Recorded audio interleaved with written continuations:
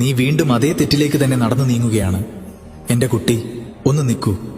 ശാന്തനായി എന്റെ ഈ വാക്കുകൾക്ക് കാതോർക്കൂ. ഇന്ന് നിന്റെ ഉള്ളിൽ പുകയുന്ന ആ അശാന്തിയുടെ തീ അണയ്ക്കാൻ വേണ്ടിയാണ് ഞാൻ വന്നത്.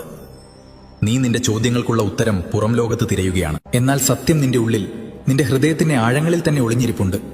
നിനക്ക് വേദന മാത്രം നൽകിയ അതേ ഇടത്തിലേക്കാണ് നീ വീണ്ടും വീണ്ടും മടങ്ങിച്ചെല്ലുന്നത്. എന്നിട്ട് എന്റെ ജീവിതം മാത്രം എന്തേ ഇങ്ങനെ എന്ന് എന്നോട് പരാതി പറയുന്നു. ഇതൊരു ശിക്ഷയല്ല, നിന്റെ ജീവിതം മാറ്റാനുള്ള പാഠമാണ്. ഓരോ മുറിവും നിന്റെ വഴി മാറാൻ ഞാൻ നൽകുന്ന സൂചനകളാണ്. പക്ഷേ നിന്റെ ഉള്ളിലെ വൈകാരികമായ ബന്ധനങ്ങൾ ആ സത്യം കാണുന്നതിൽ നിന്ന് നിന്നെ തടയുന്നു. സ്നേഹം ഒരിക്കലും നിന്നെ തളർത്തുകയോ തകർക്കുകയോ ചെയ്യില്ല. സ്നേഹം നിന്നെ ചേർത്ത് നിർത്തുകയാണ് ചെയ്യുന്നത്.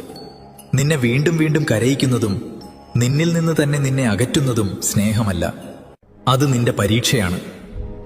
സ്വന്തം വില തിരിച്ചറിയാൻ പഠിക്കുന്നതുവരെ നീ ആ പരീക്ഷയിൽ കുടുങ്ങിക്കിടക്കും. അല്പം കൂടി സഹിച്ചാൽ, കുറച്ചുകൂടി കാത്തിരുന്നാൽ എല്ലാം ശരിയാകുമെന്ന് നീ കരുതുന്നു. എന്നാൽ ഞാൻ നിന്നോട് സത്യം പറയാം, ബഹുമാനമില്ലാത്തിടത്തെ കാത്തിരിപ്പ് വൃഥാവാണ്. നിന്റെ സ്വന്തം വില മറ്റുള്ളവരെ ബോധ്യപ്പെടുത്തേണ്ടി വരുന്നത് നിന്റെ ആത്മാവിനോട് ചെയ്യുന്ന അനീതിയാണ്. ഇത് ദൗർബല്യമല്ല, നീ നിന്റെ ശക്തി മറന്നുപോയിരിക്കുന്നു.